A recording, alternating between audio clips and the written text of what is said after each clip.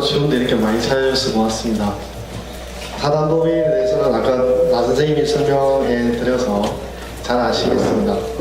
보면 이 하얀 종이에 안내가 있는데 거기 보면 이제 최근에 홈페이지도 개설해서요.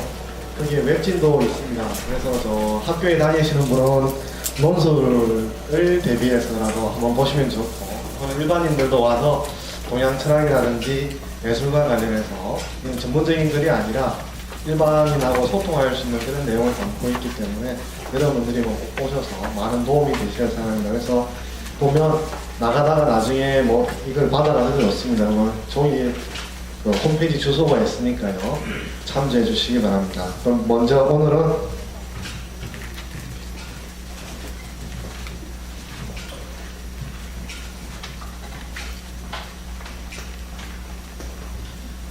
번호와 행복한 삶이라는 주제로 한 30분에서 40분 정도 강연을 하도록 하겠습니다. 여러분 중국에 다녀오신 분 있으세요? 보면 이제 되게 만리장성은 꼭 빼놓지 않고 가는 필수 코스 중에 하나인데, 물어보면 어떤 걸 물어보려 그러면 만리장성 어디 있어요? 바다에 있을까요? 땅 위에 있을까요? 하늘에 있을까요? 어디 있을까요? 땅 위나 산 위에 있다고 생각하기가 쉬울 거예요. 그런데 그 만리장성의 동쪽 끝이 어딘지 아시는 분 있나요? 가욕간이라고 하는데, 가욕간은 서쪽이군요. 서쪽에는 가욕간이라고 하는데 그는 사막 위에 있습니다. 그 다음에 이제 동쪽에 여기 나와 있는 그림대로 산해간입니다. 산해간인데 여기가 뭐가 있나요? 물이 있죠, 그죠? 예, 물론 물이 많이 있는 게 바다죠. 제가 한 걸음 뒤쳐져서 대답해서 박자를 못 맞춰서 죄송합니다. 그래서 산해간이 이렇게 바다에 있습니다. 이런 우리가 만리장성 하면 보통 산이라든지 땅 위에 있다고 생각하기 쉽습니다만, 실제로는 물 위에 있기도 하고 바다 위에 있기도 하고 사막 위에도 있기도 합니다. 이렇게 보면은 우리가 그 사물을 인식하는 데 있어서 또는 사람을 받아들이는 데 있어서 흔히 1357구로 받아들이기도 하고 2468식으로 받아들이기도 하잖아요. 그래서 자기가 아는 1357구가 그 사람의 그 사물에 전부 다라고 생각하지만 실제로 2468을 놓치고 있는 것도 있을 수가 있지 않습니까? 여러분 흔히 사람들 사귈 때 너 그런 모습도 있구나 이런 말 하시잖아요. 그거는 그 사람에 대해서 1357구로만 알고 계시다가 2468을 발견하니까 놀라는 거잖아요. 근데 그 2468은 원래 그 사람에게 없었던 것이 아니고 원래 그 사람에게 있었던 것이죠.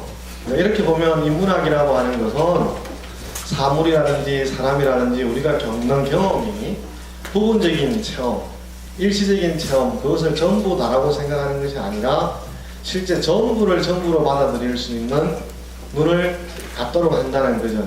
그런 측면에서 우리가 왜 인문학을 하느냐라고 하면 가장 첫 번째 답은 어떤 사물이라든지 사태든지 경험이든지 이런 것들을 부분에 사로잡혀서 그것이 전부 다라고 착각하지 않고 실제 사물의 전체적인 모습을 보려고 하는 인간의 어떤 꿈, 기도, 시도 이런 거라고 할 수가 있겠습니다.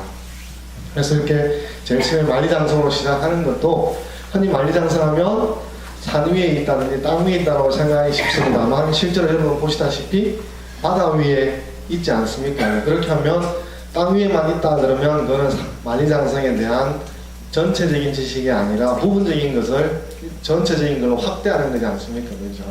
그렇게 할 때 우리가 너무 성급하거나 일반화시키지 마시고 조금은 느긋하게, 조금은 진중하게 사람이나 사물을 전체적으로 두고 판단을 하더라도 늦은 것은 아니지 않겠습니까? 이런 것들이 인문학을 하는 첫 번째 이유라고 할 수가 있겠습니다. 그러면 논으로 이야기를 들어가면은요, 논의는 첫자가 뭐로 시작하죠? 뭐로서 잘 안 보입니까? 자화로 시작되죠. 이거는 이제 논어라고 하는 책 제목의 편 제목이 제일 앞에 시작하는 게 자활로 한다면 모든 편은 아닙니다. 많은 편이 자활편이 돼서 구분이 안 되잖아요. 그죠? 그래서 이제 자활은 빼고 그 다음에 이제 이야기를 하는데, 자활을 빼면 뭔 글자가 제일 처음 시작됩니까? 학자잖아요. 저는 여기 문제가 있어요. 만약 유일신 문화라고 한다면 이 논어를 썼던 공자가 유일신 문화에서 태어나고 활동했다면 제일 처음에 이 학자가 아니라 무슨 자로 시작을 했을까요?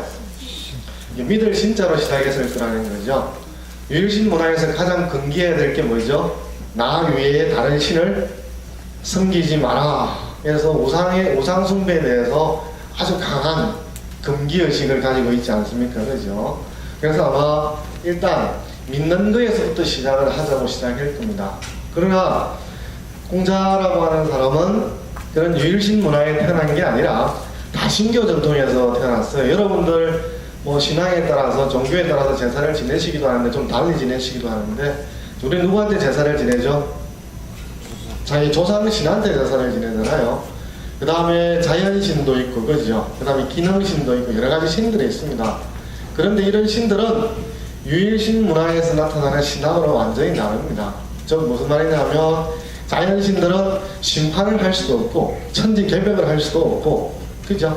사후에 누가 죽으면 그것을 구원할 수도 없지 않습니까? 아무리 조상신이 있다고 하더라도 그 조상신은 옆집의 사람에 대해서 전혀 영향을 줄 수가 없지 않습니까? 그죠? 자연신도 동해의 신은 서해에 대해서 어떤 영향을 줄 수가 없는 거죠. 이러면 이 자연신 계통의 우리 다양한 이런 신들은 유일신과 같은 그런 심판, 구원 이런 기능을 하는 게 아니라 일종의 스폰서, 보호자, 즉 후손들이 나쁘게 되지 않고 좋게 되도록 도와주는 이런 보호자 역할을 하는 거죠.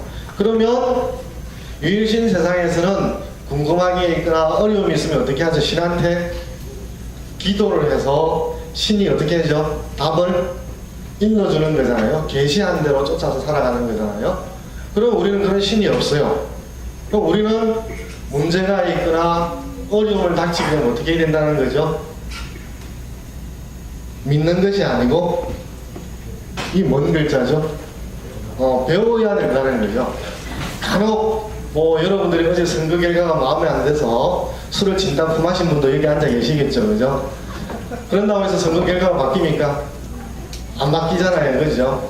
또는 꿈이라든지 환상을 가지고 현실을 넘어서려고 하지만 결국 현실로 돌아올 수밖에 없는 거잖아요, 그죠? 그래서 동아시아 전통에서는 현실과 이상 사이에 인간은 근원적으로 차이가 있을 수밖에 없는데 그걸 뭘 가지고 타고 뛰어넘어갈 수가 있느냐, 그게 바로 뭐라는 거죠? 배움이라는 거죠. 배움이라는 걸 통해서 인간은 현실이라는 곳에서 한 계단 한 계단씩 또는 훌쩍 뛰어넘어서 이상의 세계로 나아갈 수가 있다라고 하는 것이죠. 그렇게 보면은 논어의 제일 첫 장은 인간이 자기가 놓여져 있는 조건에서 좀 더 나아가려고 한다면 배움의 날개를 달아야 된다라고 하는 걸 말을 하는 거죠. 그래서 이제 얼마 전에 발견된 공자의 이제 위패 신의가 있는데 여러분들이 아마 조명 때문에 안 보이실 것 같은데 여기 글자가 써져 있는데 지성선사 공자신이라고 써져 있어요. 사자가 뭔 사자인지 아시죠? 서성사자잖아요, 그죠? 선사라고 그랬으니까 선생 중에 선생, 가장 앞서 있는 선생님 이런 뜻이죠. 그러면 공자가 논어가 제일 먼저로 시작한다 그랬죠? 학자로 시작하는 것과 공자 스스로가 서성이라는 것 사이에 뭔가 연결이 되는 거죠, 그죠? 그러면 이제 넘어가서 보겠습니다. 이 누구 발이죠?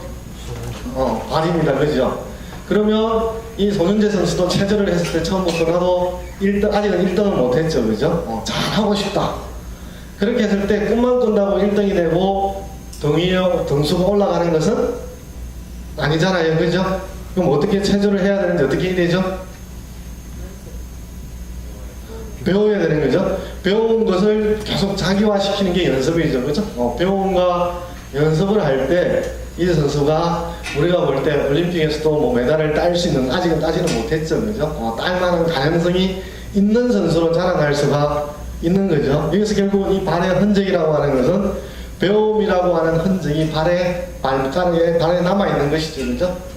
여러분들도 우리가 앉아서 꿈만 꾼다고 해서 나의 현실을 넘어서서 이상으로 다가갈 수 있는 것은 아니지 않습니까? 그죠? 뭔가 그것이 몸으로 하는 배움이든, 그죠? 문제집을 푸는 배움이든, 책을 읽는 배움이든, 배움을 통해서만이 갈 수 있다라고 하는 게 동아시아의 사람들이 가지고 있는 공통된 기반이고, 그렇기 때문에 세계적으로도 교육열이 높은 데가 어디죠? 우리나라 높죠, 그죠? 근데 그러면 오늘 제일 마지막입니다. 묘할편이라고 하는 제일 마지막인데, 마지막에 보면 부지명, 무위, 군자야라고 해서 명을 모르면 군자가 될 수 없다라고 그래요. 제일 처음에는 뭐로 시작했죠? 학자로 시작했어요. 이건 마지막에는 명자로 시작되고 있습니다. 그 왜? 아마 공자는 논어를 편집하지는 않았어요. 제가 볼 때는 아마 누군가가 편집을 했는데 상당히 기막히게 편집을 했는 것 같은데, 왜 그러냐 그러면 우리가 명이라고 하는 게, 만약에 여기 있는 분들의 어떤 분이 수명이 70이라 그러면 그 사람은 언제까지 살 수 있죠? 70밖에 못 사는 거죠. 70하고 하루를 살 수 있나요? 없잖아요, 그죠? 그러면 수명이라고 하는 건 뭐죠? 내가 이 땅에서 죽지 않고 살 수 있는 최대의 시간이죠, 그죠? 그걸 넘어서서 살아갈 수는 없죠. 또는 뭐 정년이라 그러면 정년이 50세다, 55세다 그러면 50세, 55세하고 하루 더 근무할 수는 없는 거잖아요. 정년하고 새롭게 계약을 하면 모르지만 동일한 조건으로 근무를 할 수가 없는 거잖아요. 그래서 저는 이 이제 명이라고 하는 걸 최대치, 극대치라고 생각합니다. 그래서 최대치를 모르면 이끌어가는 사람이 될 수가 없다 이러는데, 간단하게 생각하면 여러분들이 조그만 회사를, 직원이 10명 있는 회사를 운영하는 사장님이라고, 오너라고 생각을 해보세요. 그럼 요즘 이제 연말 연시면 한 해를 결산을 하잖아요, 그죠? 그럼 또 결산을 하고 나서 어떻게 하죠? 내년에 새로운 목표를 잡잖아요, 그죠? 그럼 올해를 100이라고 치면 내년에는 어떻게 잡죠? 90으로 하자 이렇게 하는데 없죠, 그죠? 어떻게 하죠? 올해가 100이라고 하면 내년엔 적어도 뭐 110을 하자든지 150을 하자든지, 좀 경기가 좋거나 좀 더 외부로부터 투자를 받았다 그러면 한 200까지도 이렇게 하기도 하잖아요, 그죠? 그런데 만약에 사장님 한 분과 직원 10명이 가지고 할 수 있는 실적이 150이라고 칩시다. 최대한 할 수 있는 게. 그런데 사장님의 욕심이 심해가지고 내년에 우리가 200 합시다 이렇게 말하면 200을 달성할 수 있나요, 없나요? 없잖아요? 그럼 1년 동안 어떻게 되죠? 그 달성할 수 없는 50을 가지고 사장님은 직원 10명을 달달 뽑는 거죠. 아직도 50이 모자란다. 아직도 50이 모자란다. 그러면 직원 10명이 아침에 집에 나올 때, 회사에 갈 때 분위기 어떨까요? 기분이 죽을 맛이죠, 그죠? 아마 그만두고 싶을지도 모를 겁니다, 그죠? 그러면 결국은 이 10명을 이끌어가는 사장님이 자기 조직의 최대치를 인정을 안 하기 때문에 10명의 인생을 1년 동안 엄청나게 피곤하게 만드는 거죠, 그죠? 그거는 여러분 자제분과 부모님과 자제분도 마찬가지죠, 그죠? 모든 사람이 다 자기 자제분이 공부를 해서 100점 받기를 바라는데 현실은 그렇지 않잖아요, 그죠? 어떻게 해서라도 70점을 넘어가지 못하는 사람이, 부모님이 넌 100점 받아야 돼 그러면 다음 시험 칠 때까지 아이는 운동, 놀이, 게임하는 시간 이런 하나하나 다 통제를 받으면서, 그죠? 중간고사에서 기말고사 한 달 반 동안 얼마나 괴롭게 살아야 되겠어요, 그죠? 그러면 한 달 반이라는 기간이 달성할 수도 없는데, 그 목표를 달성하기 위해서 부모하고 자식의 관계가 뽀글뽀글 한다는 거죠. 그것만이 아니라 여러분 스스로도 자기 스스로가 달성할 수 있는 목표를 너무 과도하게 잡아서 여러분 스스로를 괴롭히는 경우가 있는 경우도 있죠, 그죠? 그리고 보면은 이 군자가 되고 자기 세계를 스스로 주인이 되는 사람이라고 한다는 것은 내가 어디까지 나아갈 수 있느냐, 이 최대치를 알아야 되는, 그걸 모르면 주위 사람을 괴롭히기도 하고 자기를 괴롭히기도 하고 가족을 괴롭히기도 하고 친구를 괴롭힌다는 거죠. 그러면 결국 그 사람은 그 사람이 등장하면 다 피하려고 하는 거예요. 왜냐하면 그 사람이 있으면 힘드니까, 할 수 없는 걸 하라고 요구를 하니까 그 사람 가까이 갈 수가 없는 거죠, 그죠? 그런 측면에서 보면 여러분들이 그리스 로마 신화에 보면 이카루스라고 아시죠, 그죠? 미노스궁에 갇혀서 미궁에 갇혔잖아요, 그죠? 어떻게 되죠? 탈출을 해야 되겠는데 미로에서는 탈출을 못하니까 날개를 밀랍으로 붙여가지고 날아가잖아요, 그죠? 아버지가 다에달로스가 탈출을 할 때 아들 이카루스한테 당부를 몇 가지 하죠? 궁금 안 하나요? 500원 달라고 안 그럴 텐데. 하나는 너무 낮게 날지 마라. 너무 낮게 날면 바다의 습기 때문에 날개가 떨어질 것이고, 너무 높게 날면 또 태양의 열기에 의해서 날개가 떨어질 거라고 말을 하잖아요. 그래서 너무 낮게 날지는 않아요. 높게 날아서 결국은 태양에 의해서 밀랍이 녹아서 날개가 제 기능을 못해서 떨어지게 되잖아요.